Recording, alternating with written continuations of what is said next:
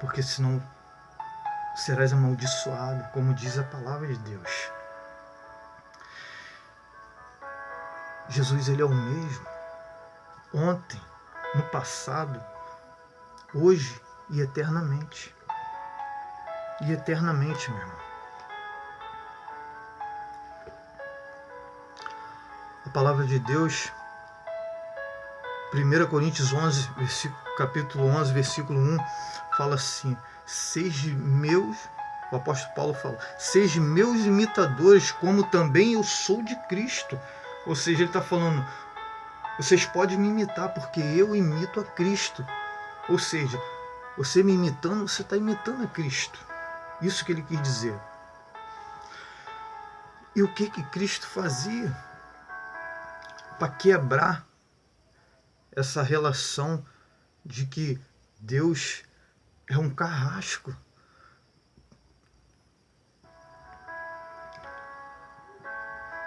Eu vou ler aqui rapidamente em Marcos 3, capítulo 3, versículo 10 e 11, que diz assim, ó, o 10, pois curava muitos, de modo que todos os que padeciam de qualquer enfermidade se arrojavam a ele para o tocar.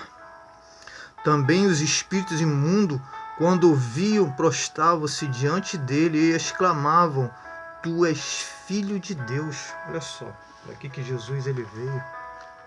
Uma das coisas para que Jesus veio, assim como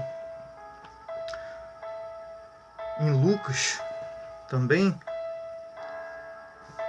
4, capítulo 4, versículo 18, que diz assim, o Espírito do Senhor está sobre mim, pelo que me ungiu para evangelizar os pobres, e enviou-me para proclamar libertação aos cativos e restauração da vista aos cegos, para pôr em liberdade os oprimidos. Que mal tem nisso? Aí eu vou mais além. Isaías 53, ele diz, a palavra diz, a Bíblia diz que ele levou sobre si todas as nossas dores e enfermidades, sobre as suas pisaduras nós fomos sarados. Através de Jesus nós fomos sarados, fomos curados, fomos sarados. Ah, mas isso está lá no passado, mas a Bíblia se divide em 3 tempos, antes, durante e depois. E esse texto, ele está nesses 3 tempos da Bíblia. Ele está em Isaías 53, os irmãos podem confirmar, ele está em Mateus 8,17 e ele está em 1 Pedro 2,24, que foi antes de Cristo, durante e depois de Cristo. Confirma essa mesma palavra que o Senhor ele levou sobre si. Então, quem levou vai querer colocar novamente? Você acha que Deus ele deu o Filho para que fôssemos perdoados, para que tivéssemos salvação, para que fôssemos curados, para que tivéssemos paz? Depois de o Filho sofrer tudo isso por nós, o Senhor ele colocaria as enfermidades em nós, nos colocaria em enfermidade, ia nos maltratar.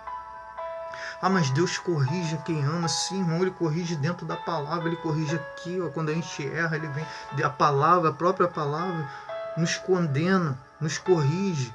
Ó, eu fiz isso, não era para fazer, a Bíblia diz que não é para fazer isso. A verdade, que é a palavra de Deus, e Jesus, ele é a verdade. Ele é a palavra. Jesus, ele é a palavra. E ele mesmo diz que eu sou o caminho, a verdade e a vida. E ninguém vai a Deus se não for por ele.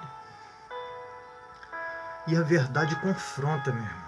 A verdade, ela confronta. Quando a gente conhece a verdade, a palavra de Deus, ela confronta com as nossas atitudes, com nossos pensamentos, com a nossa maneira, tudo que a gente vem a fazer. Se a gente faz algo de errado, a nossa própria consciência nos condena através da palavra. E Jesus, ele é a palavra.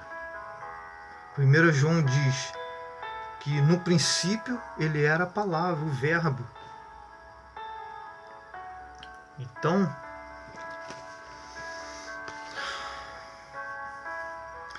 aí eu volto naquela situação. Nós não temos que dar ouvido a tudo que é pregado, seja por quem for, seja pastor, seja bispo, seja apóstolo, presbítero, obreiros, seja quem for, meu irmão. A gente tem que dar ouvido ao que está escrito na palavra de Deus. Ah, mas essa pessoa é muito usada por Deus, meu irmão. Pedro era discípulo, andava com Jesus. Em Mateus 16, ele fala sobre isso, da confissão de Pedro. Jesus ele perguntou para os seus discípulos: quem o povo diz que eu sou? Aí, um diz que é Elias, um diz que é profeta, um diz que...